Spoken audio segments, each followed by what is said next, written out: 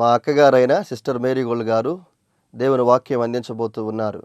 వీరు 3 సంవత్సరాల ఉపవాసం ఉండి ప్రార్థన చేయడం ద్వారా పరిశుద్ధాత్మతో నింపబడిన వారై ఆత్మ సంబంధమైన వరములు కలిగి ప్రభువుతో మాట్లాడుతూ దర్శనాల ద్వారా కళల ద్వారా ప్రభు సన్నిధిలో గడుపుతూ అనేక మందిని ఆత్మీయంగా సిద్ధపరుస్తూ బలపరుస్తూ ఉన్నారు. వీరు ప్రార్థన చేసి దర్శనాలను కలభావాలను తెలుసుకొని అనేక మందికి తెలియచెప్పి అనేక మంది పట్ల దేవుని యొక్క చిత్తం ఏ విధంగా ఉందో ప్రార్థన ద్వారా వారు తెలుసుకొని అనేక మందితో పంచుకుంటూ అనేక మందిని బలపరుస్తూ దేవుని సన్నిధిలో బహుబలంగా వాడబడుతున్న దైవజనులు. వీరి వాక్యాన్ని ఇప్పుడు విందాం. ప్రభు మనల్ని ప్రేమించి ఎన్నో విషయాలు మనకి వినిపింపజేస్తూ ఉన్నారు. ఆ ఆత్మను అనుసరించి, ఆ వాక్యాన్ని అనుసరించి మనము నడుచుకున్నట్లయితే ఆత్మీయంగా చాలా ఉన్నతంగా ఉండగలుగుతాం. ఆత్మీయంగా ఉండడానికి సాధ్యమవుతుంది.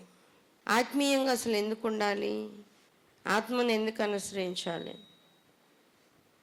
పరలోక రాజ్యం చేరడానికి. ఈ లోకంలో అవసరమైనవన్నీ ఈ లోకంలో మనకి కలుగుతాయి, కానీ పరలోక రాజ్యంలో ప్రవేశించాలి అంటే ఆత్మానుసారంగా నడవాల్సిందే. ఆత్మను అనుసరించి నడవాలి. వాక్య భాగాల్లో నుండి ఎన్నో విషయాలు మనం వింటున్నాం. బాప్తిస్మం ఇచ్చు యోహాన్ అంటున్నాడు, నేను మీకు నీళ్ళలో బాప్తిస్మం ఇచ్చుచున్నాను, కానీ నా వెనుక వచ్చేవాడు నాకంటే శక్తిమంతుడు, ఆయన పరిశుద్ధాత్మలోను అగ్నిలోను మీకు బాప్తిస్మం ఇస్తాడు. పరిశుద్ధాత్మతో అగ్నితో బాప్తిస్మం ఇస్తాడు. పరిశుద్ధాత్మ యేసయ్య ఈ లోకంలోనికి వచ్చినప్పుడు ఆయన అన్నాడు, నేను వెళ్ళుట మీకు ప్రయోజనకరం, ఎందుకంటే ఆదరణకర్త మీ యొద్దకు వస్తాడు. దగ్గరకు తీసుకొని ఆదరించడం యేసయ్యకి వల్లగట్ల, ఎందుకంటే శరీరధారిగా వచ్చాడు కాబట్టి. ఆదరించడం అంటే దూరంగా కూర్చోబెట్టి పర్లేదులే బాగుండు అని చెప్తే సరిపోదు. దగ్గరకు తీసుకోవాలా, ఒళ్ళో పడుకోబెట్టుకోవాలి, తల మీద చెయ్యాలి. పర్లేదులేమ్మా, పర్లేదులేయ్యా, నేనున్నాను, నువ్వు భయపడాల్సిన అవసరం లేదు అని తల నిమురుతూ ఉండాలి. అలాంటి అనుభవము కావాలి. ఆ అనుభవము కావాలి అంటే యేసయ్యకి వల్లగట్ల. అందుకని ఆయన ఏమంటున్నాడు, ఆయన పెట్టడమే ఏం పేరు పెట్టాడంటే ఆదరణకర్త. ఆదరణకర్త మీ యొద్దకు వస్తాడు.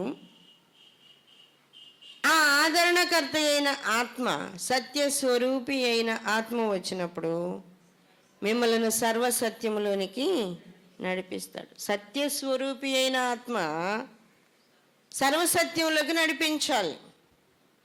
సర్వసత్యం. ఆ ఆత్మ మనలను సర్వసత్యములోనికి నడిపిస్తే మనము దేవునిలో స్థిరంగా ఉంటాము. సర్వసత్యములోనికి వచ్చిన ప్రతి ఒక్కళ్ళు దేవునిలో స్థిరపడతారు, ఆత్మలో స్థిరపడతారు. అలాంటి ఆత్మ నడిపింపు లేకపోతే పరిశుద్ధాత్మకు లోబడ్డం అనేది సాధ్యం కాదు. పరిశుద్ధాత్మకు లోబడ్డం ఎలా సాధ్యమవుతుంది? మనము వాక్యాన్ని చాలా జాగ్రత్తగా వినాలి. చాలా జాగ్రత్తగా విన్నప్పుడే మనకు అర్థమవుతుంది. ఏమని వ్రాయబడుతుంది వాక్యంలో? మనము ఎప్పుడైతే మారు మనసు పొందుతామో ఆ రోజు నీళ్ళల్లో బాప్తిస్మము పొందిన తర్వాత పరిశుద్ధాత్మ మన మీదకి వచ్చేస్తుంది. శిష్యుల మీదకి వచ్చింది ఆత్మ. ఎప్పుడు? యేసయ్య మరలా పరలోకానికి వెళ్ళిపోయి ఆయన పంపించినప్పుడు వచ్చింది ఆత్మ. కానీ ఇప్పుడు అలా కాదు. ఎప్పుడైతే మనము మారు మనసు పొందుతామో, ఎప్పుడైతే నీటి బాప్తిస్మాన్ని పొందుతామో, ఎప్పుడైతే దేవునికి లోబడతామో అప్పుడే పరిశుద్ధాత్మ మన మీదకి వచ్చేస్తుంది. పరిశుద్ధాత్మ మన మీదకి వస్తుంది. ఆ పరిశుద్ధాత్మ మనల్ని నడిపిస్తూ ఉంటుంది. ఆత్మ మనల్ని నడిపిస్తూ ఉంటుంది. ప్రారంభంలో వాళ్ళు ఎదురు చూశారు పరిశుద్ధాత్మ కోసం. యెరూషలేము నుండి వెళ్ళక తండ్రి వాగ్దానము చేసిన ఆత్మ మీ మీదికి వచ్చు వరకు ఇక్కడనే ఉండండి అన్నాడు ప్రభు. ఇక్కడనే ఉండండి. వాగ్దానము చేయబడిన ఆత్మ వచ్చేదాకా అక్కడనే ఉన్నారు. ఆ తరువాత అందరి మీద ఎదురు చూడాల్సిన అవసరం లేకుండా పరిశుద్ధాత్మ వచ్చేస్తుంది. ఇంకా ఎదురు చూడాలనా? వచ్చేసింది కదా. లోకములోనికి పరిశుద్ధాత్మ వచ్చేసింది. ఇప్పుడు ఎదురు చూడాల్సిన అవసరం ఏమీ లేదు. మారు మనసు పొందిన ప్రతి ఒక్కళ్ళ మీదకి ఆత్మ వచ్చింది. ఆత్మ ఉంటూ ఉంది. ఆత్మ వాళ్ళ మీద సంచారం చేస్తుంది. వాళ్ళ హృదయాలను కదిలిస్తూ ఉంది. వాళ్ళతో మాట్లాడుతూ ఉంది. అందరూ వింటున్నారా? ఆత్మ చెప్పే మాట చెవిగలవాడు వినుగా కంటే అందరికీ ఆ మాట వినబడుతుందా? ఎప్పుడైనా పరిశుద్ధాత్మ మాట విన్నావా నువ్వు? ఆ స్వరం ఎలా ఉంటుందో నీకు తెలుసా? ఆత్మ నిన్ను హెచ్చరిక చేసే విషయం నీకు తెలుసా? చేస్తుంది. ఖచ్చితంగా పరిశుద్ధాత్మ దేవుడు మనల్ని హెచ్చరిక చేస్తాడు. అసలు పరిశుద్ధాత్మ మొట్టమొదటి చేసే క్రియ ఏంటి అంటే, యోహాను సువార్త 16వ అధ్యాయంలో ఏమని వ్రాయబడుతుంది? యోహాను సువార్త 16వ అధ్యాయంలో రాయబడుతున్న మాట ఏంటి అంటే, వాక్య భాగాన్ని చూద్దాం. 8వ వచనము, ఆయన వచ్చి పాపమును గూర్చి, నీతిని గూర్చి, తీర్పును గూర్చి లోకమును ఒప్పుకొనజేయును. మొట్టమొదటి చేసేది పరిశుద్ధాత్మ చేసే పని ఏంటి అంటే, పాపమును గూర్చి, నీతిని గూర్చి, తీర్పుని గురించి మాకు తెలియదు అనడానికి వీలు లేకుండా, ఇది పాపమా, ఇది పాపం అనే సంగతి మాకు తెలియదే అంటారేమో ఒకవేళ రేపు.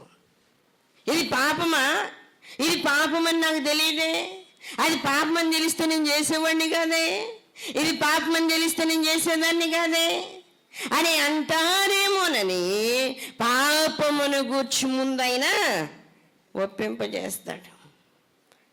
నీ నీతి ఎలా ఉందా, నీ నీతి ఎలా ఉంటుందా ప్రభువా అని అనకుండా ఆ నీతిని గూర్చి ఆయన ఒప్పింపజేస్తాడు. పాపమును గూర్చి, నీతిని గూర్చి ఆ ఆత్మ మాట వినకపోతే ఏం తీర్పు వస్తుందో ఆ తీర్పుని గూర్చియో. ఇది చాలా జాగ్రత్తగా ఒక ఆత్మ గురించిన ఈ వాక్యాలు వింటున్నప్పుడు, ఆ వాక్యాలు చదువుతూ ఉన్నప్పుడు శరీరం వణికిపోతూ ఉంటుంది, లోపల షివరింగ్ వచ్చేస్తుంది. అంటే అలాంటి వణుకు, భయము లోపల భయపెడతా ఉంటుంది. చాలా భయము. అసలు ఆ నడిపింపు ఉంటే ఎవరో పరిశుద్ధాత్మకు విరోధంగా నడవలేరు. ఆత్మ నడిపింపు ఉంటే ఎవరు విరోధంగా వెళ్ళలేరు. ఆ నడిపింపుకి ఎవరు ఇష్టపడట్లా. ఎందుకంటే వాళ్ళ ఇష్టం నెరవేర్చుకోవడానికి ఆత్మ అడ్డమైపోతుంది. వాళ్ళ ఇష్టము నెరవేర్చుకోవడానికి వాళ్ళకి కొన్ని ఇష్టాలు ఉంటాయి. ఆ ఇష్టాలు నెరవేర్చుకోవడానికి పరిశుద్ధాత్మ నడిపింపులో ఉండాలంటే కష్టం. ఎందుకంటే మన ఇష్టం నెరవేర్చుకోలేము.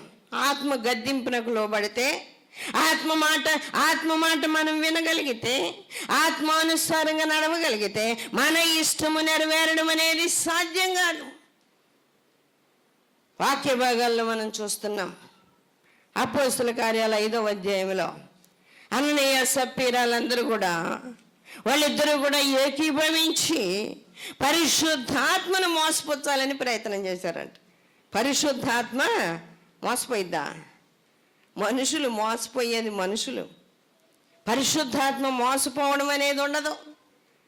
మోసపుచ్చాలి అని చూస్తే వాళ్ళకే భయంకర పరిస్థితులు ఎదురవుతాయి. వాక్య భాగంలో మనం చూస్తూ ఉన్నాం. అపోస్తల కార్యాలు 4వ అధ్యాయము 32వ వచనం ముందు చూద్దాం. విశ్వసించిన వారందరూ ఏక హృదయమును ఏకాత్మ గలవారు అయ్యుండిరి. ఎవడనో తనకు కలిగిన వాటిలో ఏది తనదని అనుకొనలేదు. వారికి కలిగినదంతయు వారికి సమిష్టిగా ఉండెను. ఇదియుగాక అపోస్తలులు బహుబలముగా ప్రభు అయిన యేసు దైవ కృప అందరి యందు అధికముగా ఉండెను. వాళ్ళకు నిర్ణయం చేశారు. అందరికీ ఇష్టమైంది అది. చాలామంది మీటింగ్స్ పెట్టినప్పుడు ఏమంటారంటే అందరూ ఇంతంత కానుక వేయండి అని. అందరూ ఇంతంత కానుకలు ఇవ్వండి, ఇదిగో మీరు ఈ పనులు చేయండి, మీరు ఇలా ఉండండి అలా ఉండండి అంటే అది ఇష్టమైతే చేయగలుగుతారు, ఇష్టం లేకపోతే చేయలేరు. అపోస్తలులు కూడా ఏకాత్మ ఏక హృదయం గలవారయ్యుండి ఒక నిర్ణయం చేశారంట. ఏకాత్మ ఏక హృదయం గలవారయ్యుండి వాళ్ళు ఒక నిర్ణయం చేశారు. ఏమని చేశారు?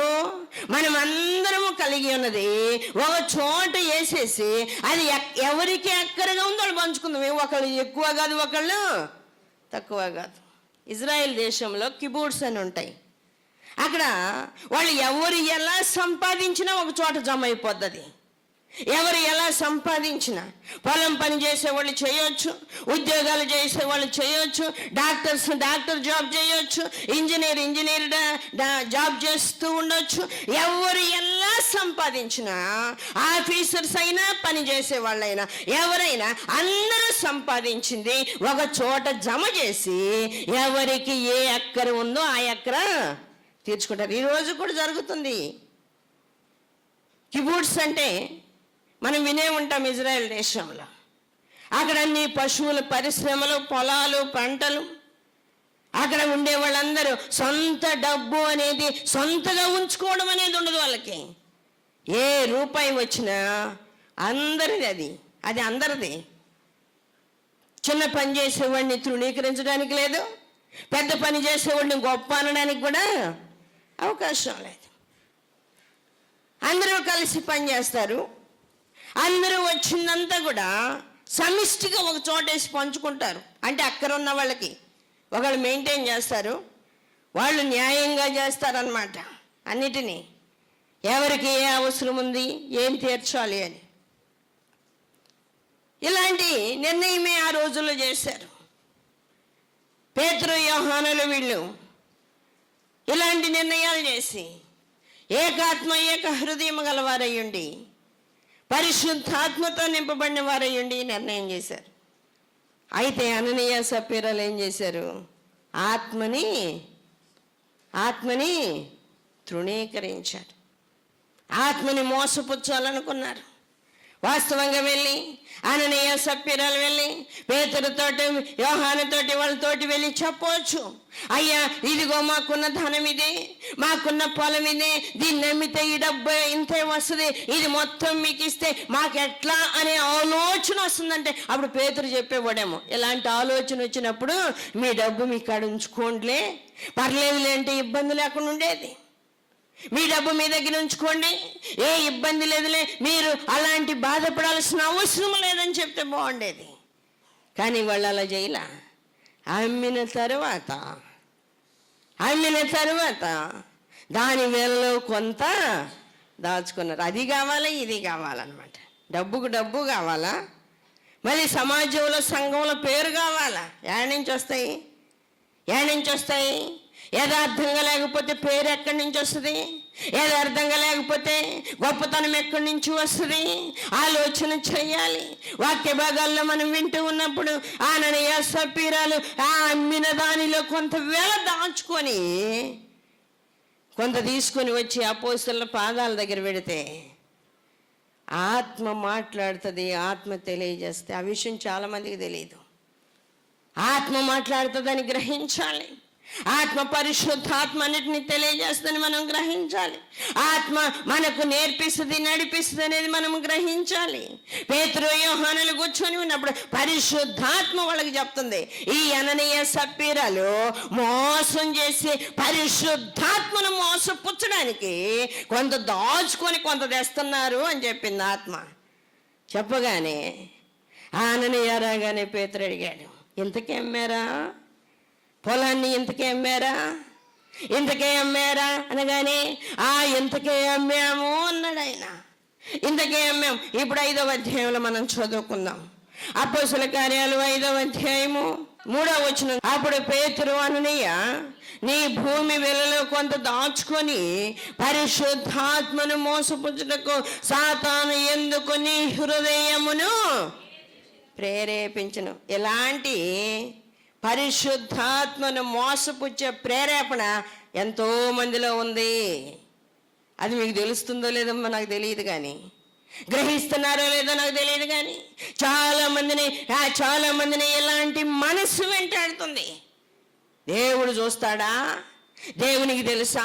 నేను ప్రార్థన చేద్దాం అనుకున్నాను, చేయకుండా పడుకున్నా కూడా దేవుడు ఏం చెప్తాడు, ఎవరికి చెప్తాడు, ఆయన ఏమంటాడు, ఏమనల్లే, ఆత్మ మనల్ని చూస్తుందా అనే అలాంటి భ్రమలో ఉన్నప్పుడు, అలాంటి ఆలోచనలో ఉన్నప్పుడు ఏమైపోతున్నాం మనము? ఆత్మను మోసపుచ్చిన వారము అవుతున్నాం. పరిశుద్ధాత్మను మోసపుచ్చిన వారం అవుతున్నాం. ఆత్మను మోసపుచ్చాలి అనుకుంటున్నాం.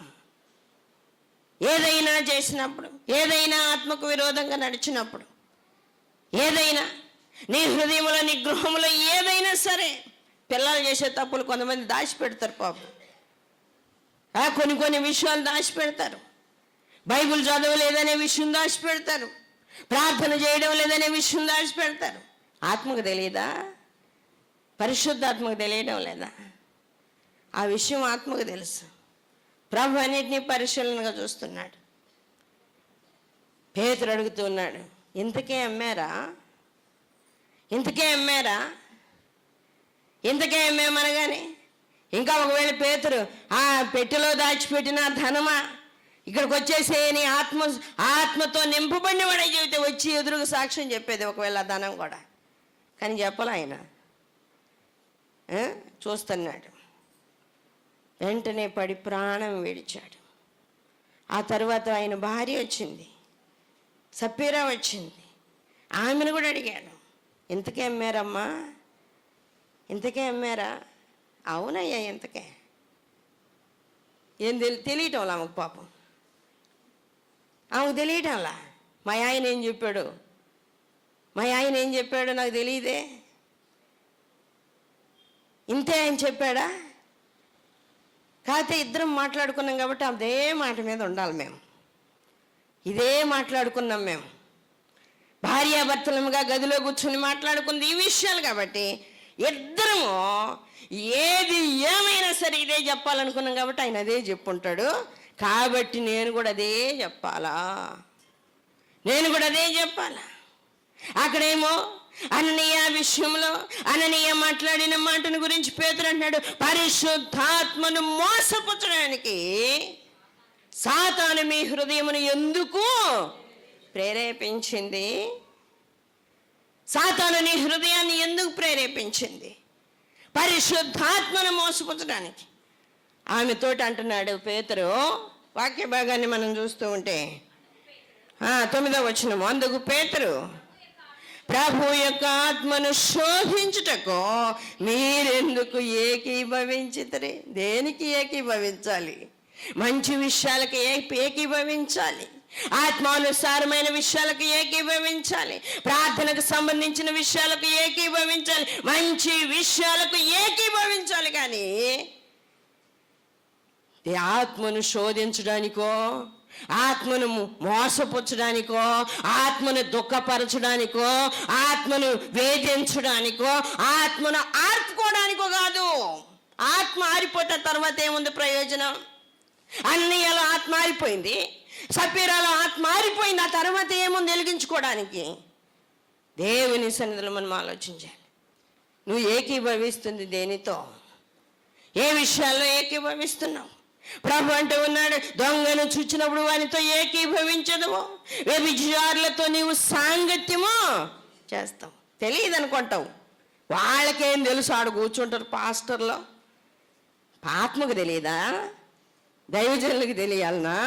దైవజనులకు తెలియాలి. దైవజనుల కోసం నువ్వు భక్తి చేస్తున్నావా? దైవజనుల కోసమేనా? వాళ్ళకి తెలిస్తే ఇబ్బంది, తెలియకపోతే మంచిదేనేనా? అదొక్కటేనా? ఆత్మ నిన్ను చూస్తుంది. పేతురు అంటున్నాడు, ఆత్మను, పరిశుద్ధాత్మను శోధించుటకు మీరెందుకు ఏకీభవించారు? శోధించడానికి, ఆత్మను శోధించడానికి ఎందుకు ఏకీభవించారు?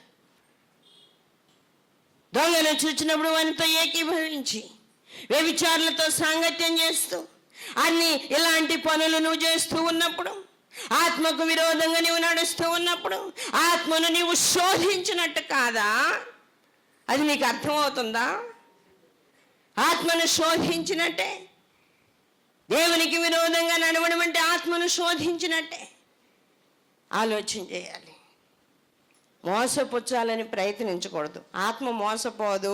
గుర్తుపెట్టుకోవాల్సింది ఒకటే, ఆత్మ ఎప్పటికీ మోసపోదు. పౌలు గారు అంటాడు, మోసపోకుడి, నువ్వు ఆలోచించే ఆలోచన నిన్ను మోసం చేస్తుంది, జాగ్రత్త అన్నాడు ఆయన.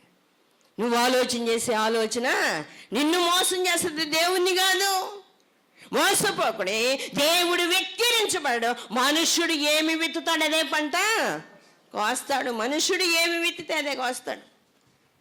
మనుషులు ఏమి విత్తుతారో, ఏ పంట, ఏ విత్తనాన్ని అయితే వేస్తారో అదే పంట వస్తుంది. నువ్వు మోసం చేసుకుంటూ పోతే నిన్ను మోసం చేసేవాళ్ళు పుట్టకొస్తారు. నిన్ను మోసం చేసేవాళ్ళు కూడా అలానే వస్తారు. నువ్వు ఏది చేస్తే అదే నీకు చేయబడుతుంది, అదే చేయబడుతుంది నీకు. దేవుని సన్నిధిలో ఆలోచన చేయాలి. అననీయ సప్పీరాలు ప్రాణాన్ని పోగొట్టుకున్నారు, ప్రయోజనం ఏమి లేదు. ప్రాణాన్ని పోగొట్టుకున్నారు.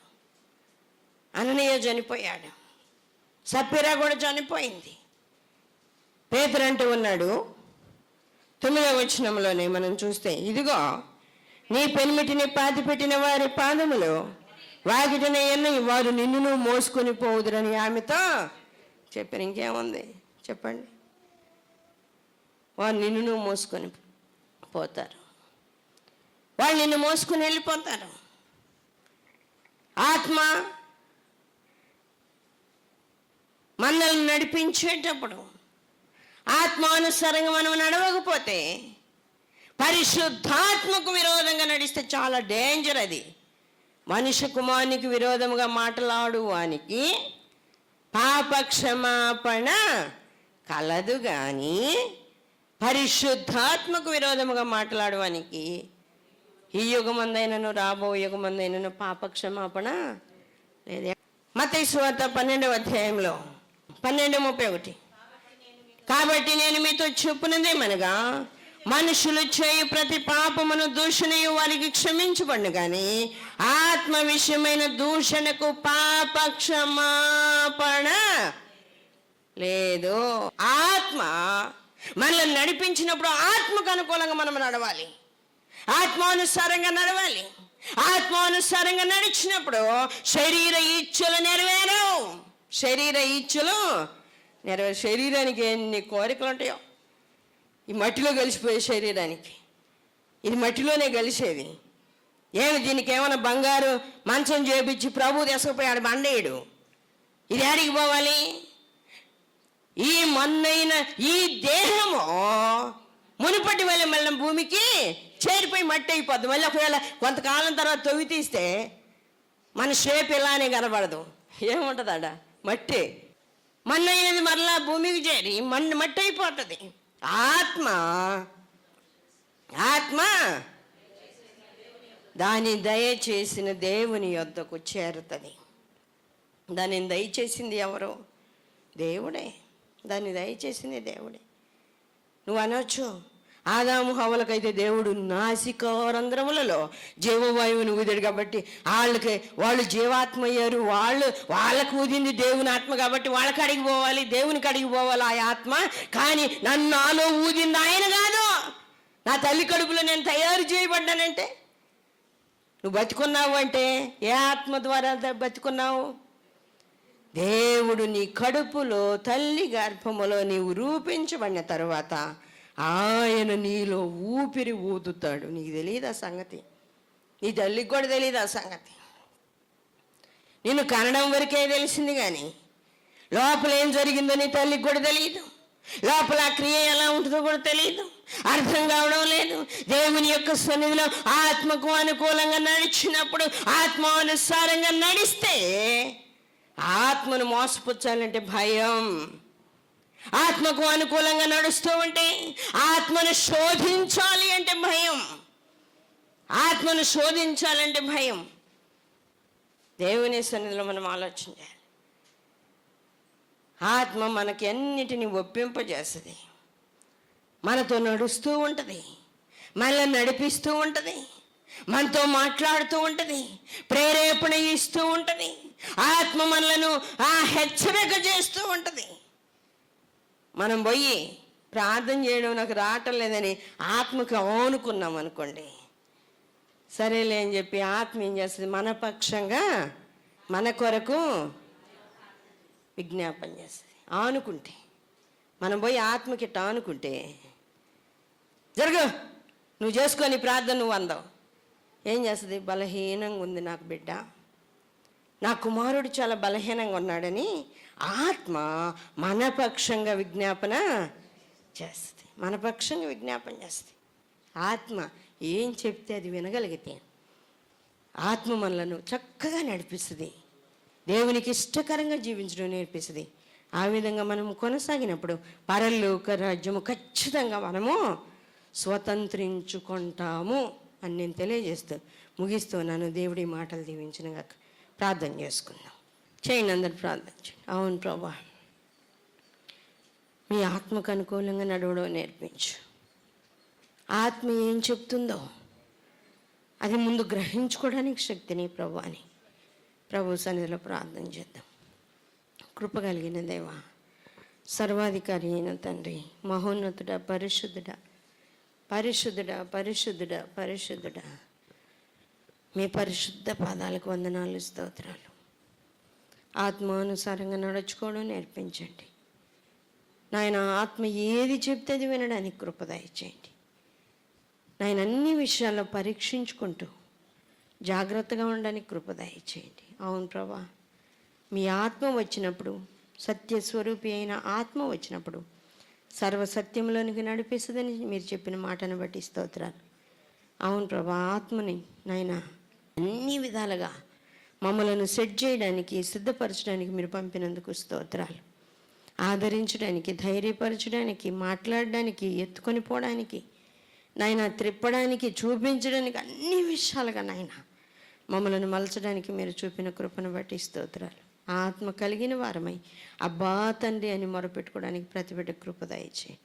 ప్రార్థనాత్మతో ఇంకా నింపండి ప్రభా. ఈ చివరి దినాల్లో నమ్మకస్తులుగా ఉండటానికి సాయం చేయండి. అనారోగ్యంతో ఉన్న బిడ్డలను ముట్టండి, నెమ్మది లేని వారికి నెమ్మది దయచేయండి ప్రభా. నైనా దురాత్మల చేత పీడించబడుతున్న వారికి విడుదల దయచేయండి. ఎందుకన్నా తండ్రి, ఆర్థిక ఇబ్బందులు కలిగి ఉండి అల్లాడిపోవచ్చిన బిడ్డలు ఒక్కసారి జ్ఞాపకం చేసుకొని వాళ్ళకి ఆర్థిక ఇబ్బందులన్నీ తొలగించండి. ఉద్యోగాలు లేని వారికి ఉద్యోగాలు ఇవ్వండి.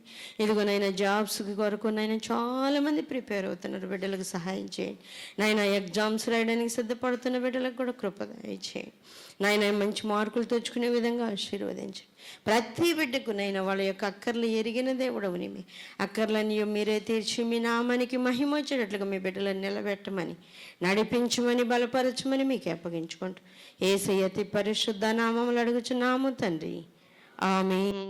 మరిన్ని వివరముల కొరకు మమ్మలను సంప్రదించవలసిన చిరునామా Marigold Foundation, Holy Spirit Church, Vishwanathapuram, Podili, Prakasam జిల్లా, పిన్ కోడ్ 523240. మా ఫోన్ నెంబర్స్ 8500084841. మరి ఒక ఫోన్ నెంబర్ 8500084841.